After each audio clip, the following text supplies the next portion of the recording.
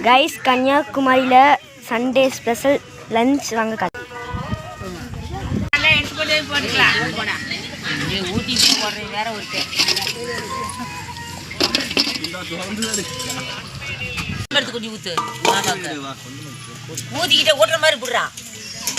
Mutton குழம்பு,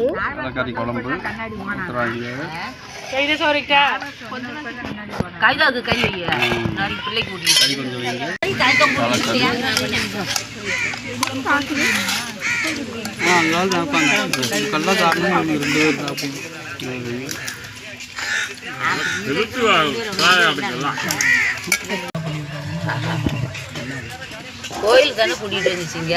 Sunday special.